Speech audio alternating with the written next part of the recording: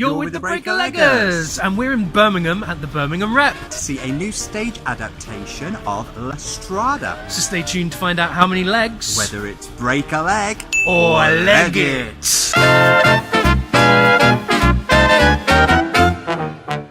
So what do you know about Strada? Based upon the 1957 Italian film by Frederico Fellini, it tells the story of a young girl who's bought from her mother by a circus strongman and made to join his act as they travel across rural Italy.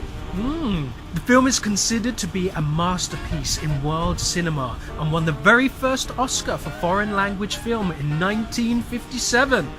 This new production is directed by Sally Cookson. Sally's the director of the recent Jane Eyre at the National Theatre and UK tour, and also Hetty Feather in London's West End, and it boasts a cast of international actor-musicians. This production is coming to the end of a UK tour before taking up a 6-week residency in London theatre, The Other Palace.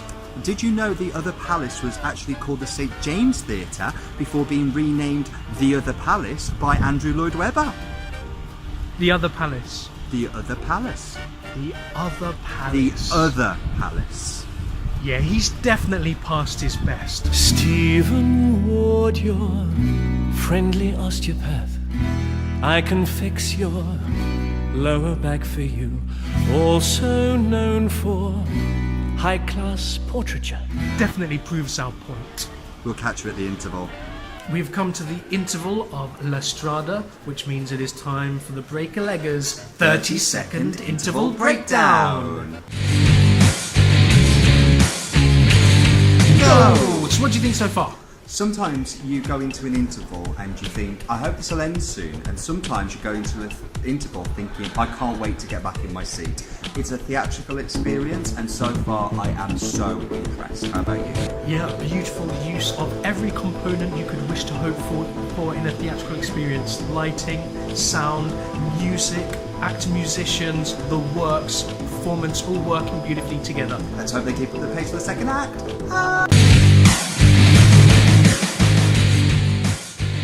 So we've come to the end of Strada at the Birmingham Rep.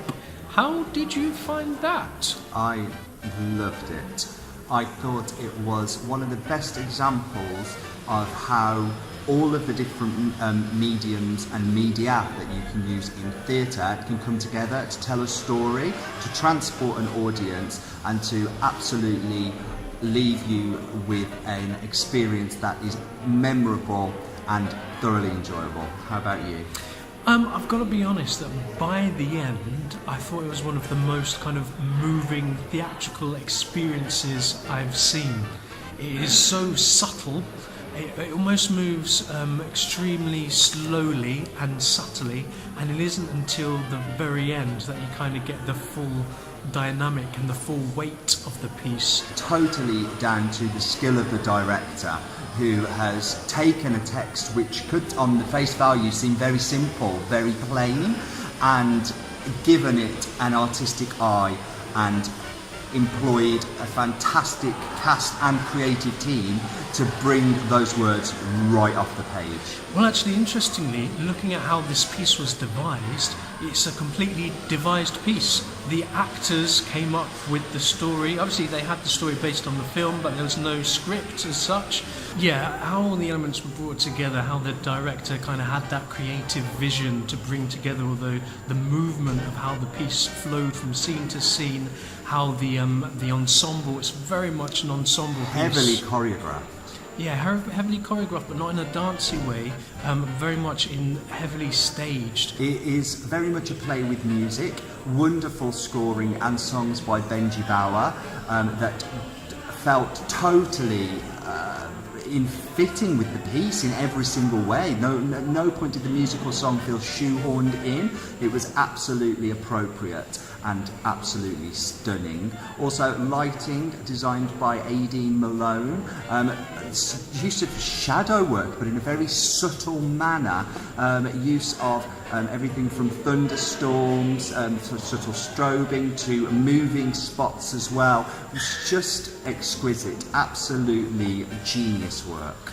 Going on to the cast then, I thought the cast was fantastic. The lead, playing Gelsomina, was played by Audrey Brisson, who has done previous work with Cirque du Soleil and has a beautiful vocal range. Her vocal ability is absolutely stunning, enchanting, almost siren-esque. Yeah, come the very, very end, the last scene, it's her vocals that kind of just tap into the heart and just melt you to the core of your soul, kind of calling out this tragic story of this main character, Gelsomina, and how that then is kind of haunting for the other main character. Is it Zampano?